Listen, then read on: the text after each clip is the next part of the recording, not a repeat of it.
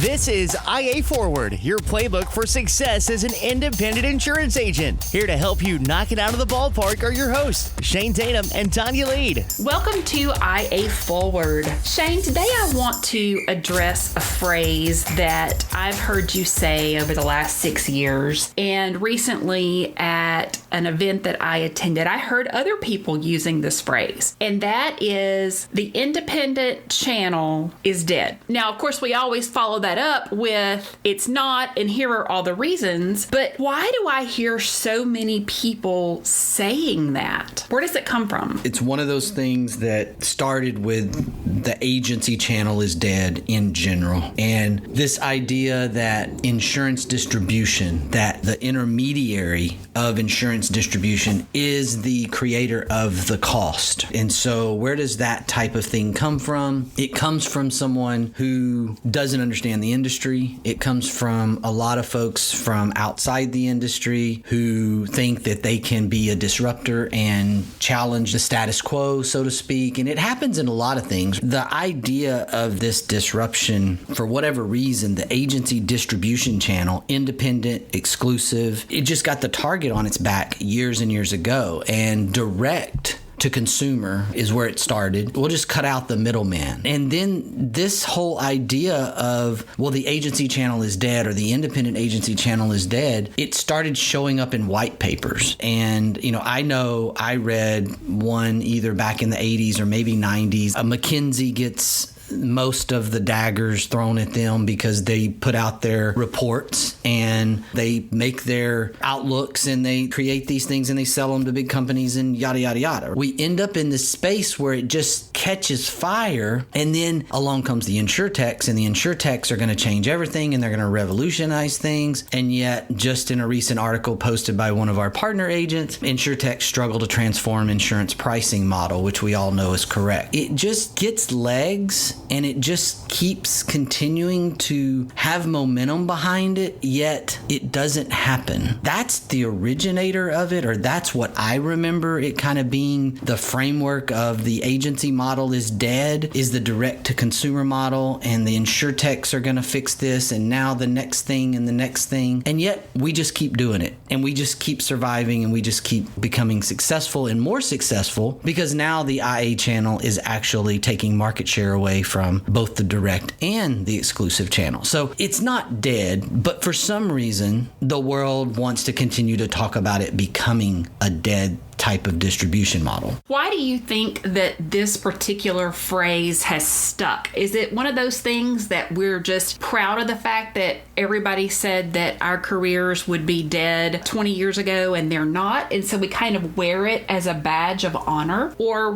what is it about the phrase that makes it stick around? Maybe it's a badge. I can go with that a little bit. So we keep it alive. It's a little bit of that, but I also think it's this idea that when there is cost in a system, that there's always going to be someone want to try to attack that cost and then turn a profit from it and somehow be the disruptor. And I think everyone looks at it and they confuse the agency broker environment as a cost because they just confuse the whole world of placement versus advisement. There is a world out there where placement of insurance, there's zero advisement, there's zero risk management. There's just the pure broker placement environment where a large multinational organization is going to a wholesale broker directly and they're helping them place their risk transfer. Well, that's different because they have risk managers on staff. They have teams, departments of risk managers, and they may even have a chief risk officer. I mean, they're just so many different things, and they confuse this in this type of world with what the actual retail independent agency does day in and day out. And we do so much more than risk placement. We do so much more than that. We advise, we protect, we guide, we solve problems. It's just this muddied world that branding and ad spin, the Geicos of the world, the 15 minutes will save you 15%, the caveman can do it, all of these things that get thrown into that big bucket and it convolutes it. Because consumers, especially consumer consumers that don't have a lot of experience with purchasing insurance. I mean, insurance is complicated. It's a contract. And if you're not a licensed professional and you're buying insurance, it's confusing. You can attest to this. You have talked about this immensely. It is a confusing transaction. And so there's a lot of ignorance. I don't mean that in a negative term. I mean that as a factual thing. There's a lot of ignorance on the buying side, and that's where we come in. But someone is always going to try to attack that process and say, you know what? It's just not that hard. Let's do this online. Let's just do this through an 800 number. It's just not that difficult. Why is it so difficult? Well, because it's a contract. I want to go back to the British lizard. About 2 years ago, I started seeing their billboards that were saying, we have a local office, blah, blah, blah. Well, about 3 months ago in Pensacola, I started seeing billboards popping up for Geico, not only promoting their local office, but promoting the local agent with the person's name on it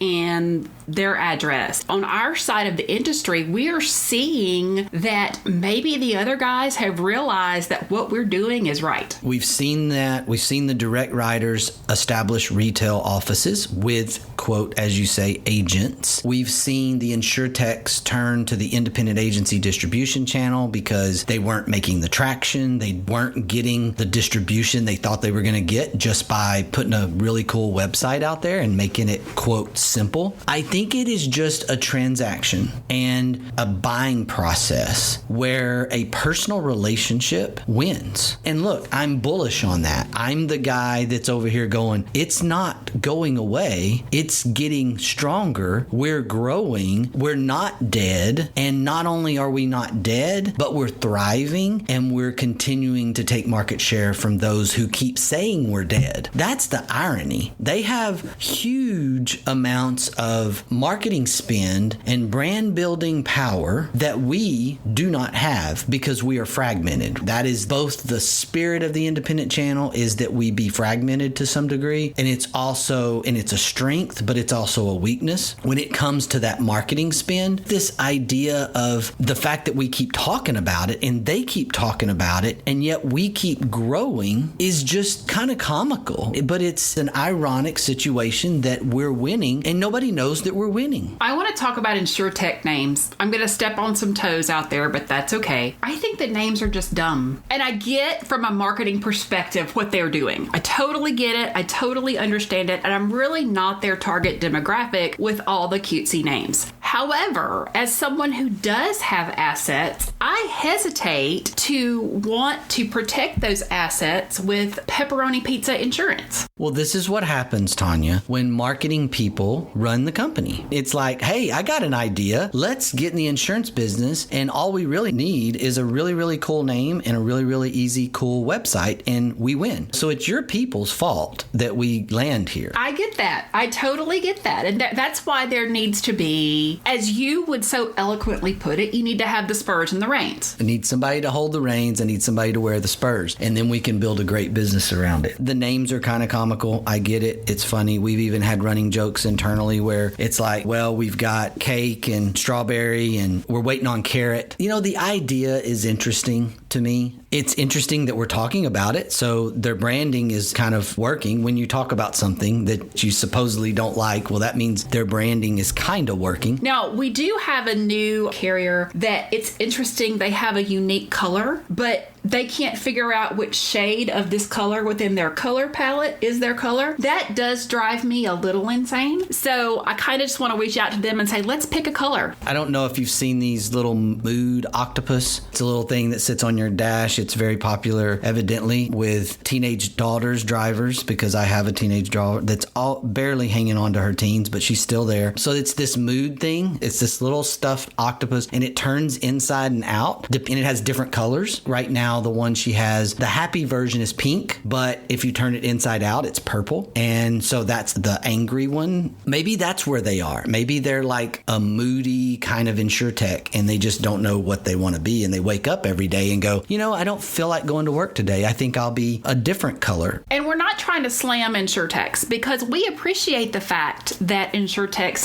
are figuring out that they need us. And so we're not at all trying to harm our relationship with those folks. We appreciate them because they realized that we were right. Yes, and we have some really growing, strong insurtech partnerships that are working really well now that we have engaged them in the independent agency channel. Now that they understand more about distribution, I think it's going to be really strong partnerships because they do have incredible technology. There's no denying that. They can build something from scratch instead of having to build something as a 14th layer on top of a 1963 model. That's what's happened in the industry, and that's what kind of created this thing to some degree. A lot of the systems that are very large, very successful insurance companies are built on just really old technology, and it's really, really expensive to change that out. Very thankful that they're now turning this incredible technology towards the agency distribution channel and saying, hey, we need your help. This is what we figured out. Come play with us. And I think that's really exciting to think about. It's been interesting to watch this process evolve over the last 5 or 6 years to see what the insurtechs were originally bringing to the table for us to look at in the independent channel. And we were like, yeah, no, we don't need you. You need us more than we need you. And seeing how those contracts have evolved from where they were starting with us to where we are now. That has been interesting. And the other thing is I have noticed that several of the insurtech companies have hired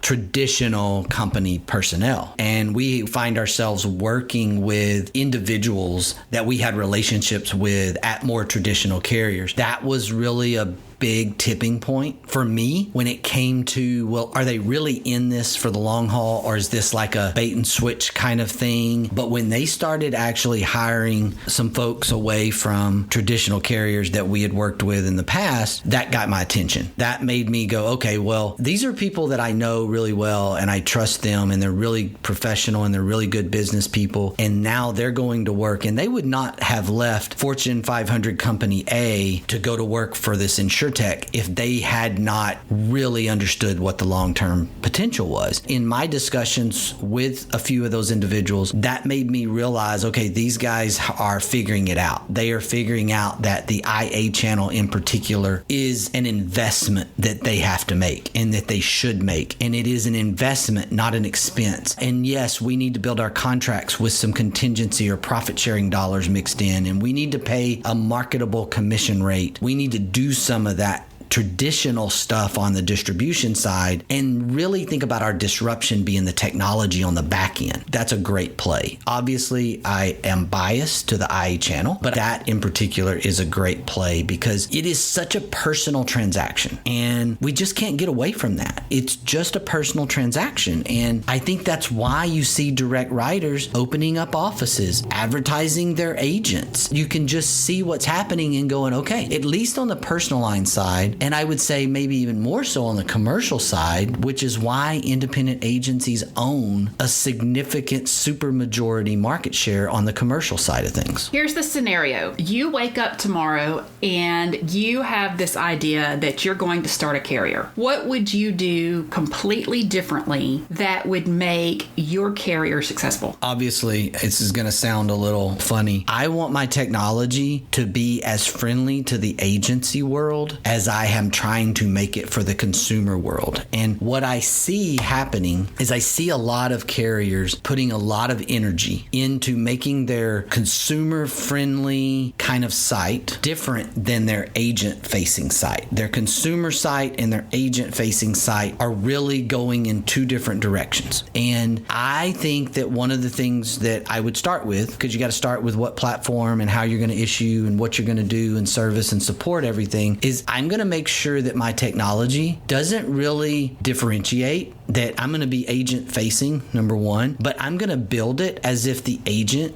is the consumer, in the sense that I'm going to make it easy to use. Because what happens is we take these clunky systems and we put some pretty wrapping around. We put icing on it. And we say, look at our cool technology. And then it's so clunky and it doesn't work sometimes. And then it's all these things. And then we go, why aren't you doing business with us? As a company, they ask, why aren't you doing business with us, Mr. or Mrs. Independent Agency? It's like, well, because my people don't want to use your system. There are a handful of national independent agency-based carriers. They are all in. The majority of their business comes from the IA channel that has spent a lot of money and a lot of energy and had a lot of effort towards making their agency-facing sites and systems really simple. And they're winning in a market that when the market goes soft, they won business because they were ease of use. That was a big term 10, 12 years ago, is we're ease of use. That's what we're doing. In a hard market, anybody's just looking for a place they can place business, and maybe they'll take the clunky site over the easy to use site because the rates are so crazy. But as the market cycle changes and we go soft again, because we will, when we get back to that point, ease of use is going to win again. If you want to be that long-term play, then I am going to start with that foundation of technology of ease of use, because I know from a pricing standpoint, we can figure that out. What we can't really fix is clunky technology. If we mess that up, that's really, really expensive to change and redo. We've talked about the myth that the independent channel is dead. What other myths are out there? That the independent channel is expensive,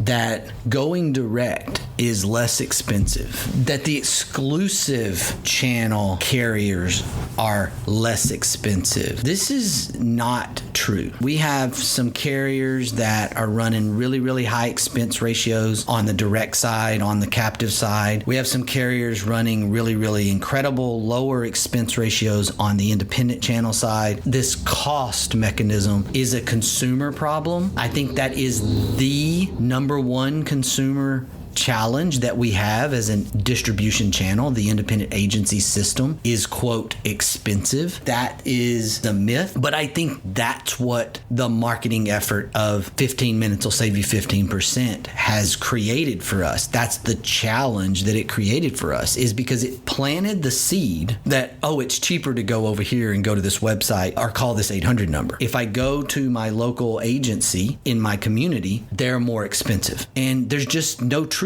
to that. If that was the case, then the direct channel would own 90% of the market. And the largest market share holder in most states is not that. It's one of the higher expense ratio carriers, and that is State Farm. So this expense myth is just not true. And so I think that's probably the biggest challenge that the IA channel faces. From an outside perspective, the myth that I see the most is that the exclusive channel sells better insurance. When I try to explain to people what I do, which is always fun and festive, but the response that I normally get is, well, I've had State Farm for 2 decades. They're the best. Why would I go to somebody local? The insurance is not as good. So the one thing that State Farm has done for multi-decades, they've done very well setting up their agents for success, their neighborhood offices, their local agents for success. They've done a very good job of that, and they did that way, way back. Find me a poor, starving State Farm agent that's been in business for over 5 years, and I'll give you $1 million.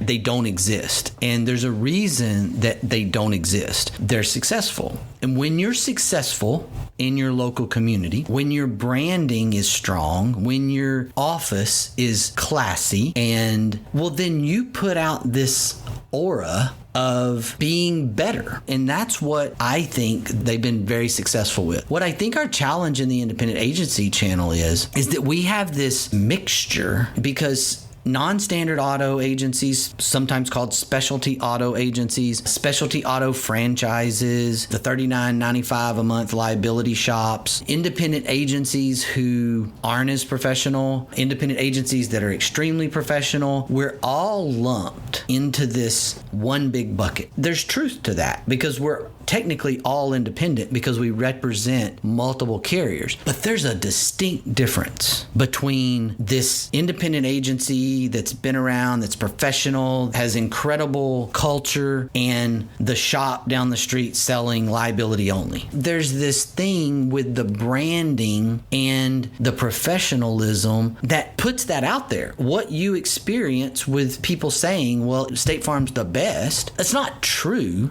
But State Farm has done a great job building their brand, not only globally in terms of an aggregate standpoint, but locally through the success of their local agents. And those local agents are community people and they're successful people. So many of our independent agencies are successful people too, but we are fragmented. And so State Farm gets that brand nod because we are so fragmented. I think another thing that they do really well is going back to the long time slogan, like a good neighbor, State Farm is there. And I know we've talked about cause marketing. We've talked about being out in the community. There is not a single community event that I have ever been to that I can remember that did not have a strong State Farm presence. It's one of those things that is so important to their brand. Being that neighbor, being in the community, I think is one of the things that made that strong presence in the market happen. So why are we not doing that?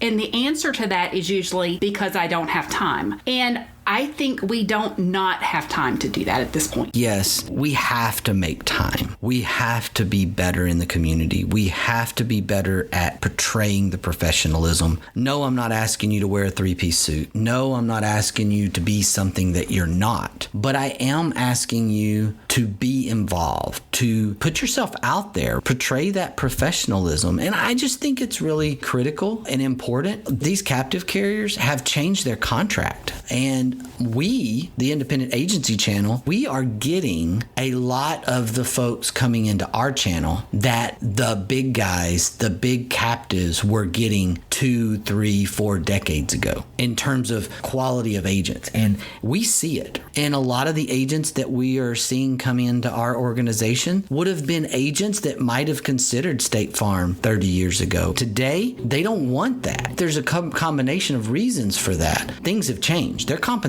has changed. It's not as rich as it was 3 or 4 decades ago. They're feeling the cost pressure, and instead of doing what they should do, looking internally, looking at themselves, they're looking at their distribution. It's kind of the same way the insurtechs tried to look at the distribution in the beginning. They're looking at distribution as a cost instead of an investment, and they're forgetting that all that investment that they made years and years ago that portrayed this brand outwardly in the community of we're the best. I haven't ever found a poor State Farm agent. Again, one of those kind of mindsets that I have. Why is that? Well, now they're changing these compensation to a degree that the newer agents are not going to have the financial success that their dads and granddads and grandmas had. They're just not. What we're seeing are second and third generation insurance agents. We're seeing their parents and grandparents setting them up to be independent agents instead of staying in the exclusive channel. And I think we should say that louder for the people in the back. When you have second and third generation insurance agents sending their children to us, then that shows you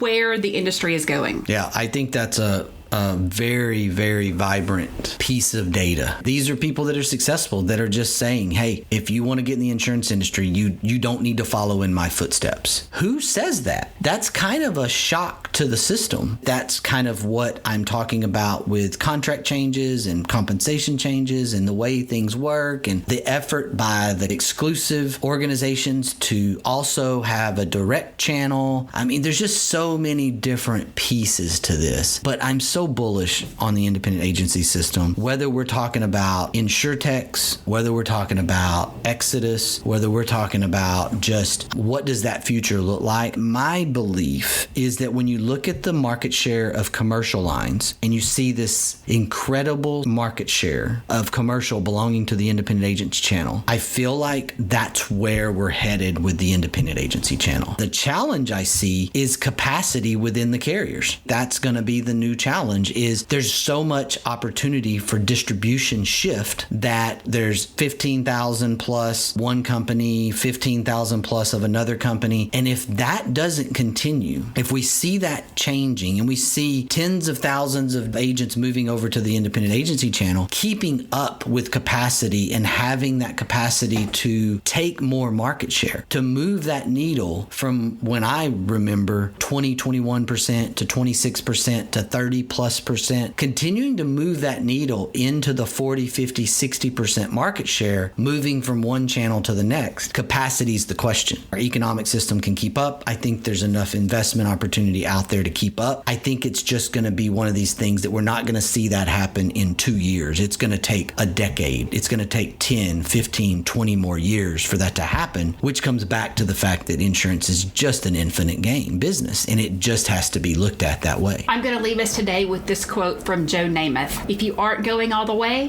why go at all? Attitude's a choice. Make a great one. Bye, y'all. Ready to get the ball rolling with your independent agency? Learn more at IntegraAgent.com. That's IntegraAgent.com. Thank you for joining us on IA Forward. Make sure you never miss a show by clicking the subscribe button now, or learn more at IAForward.com.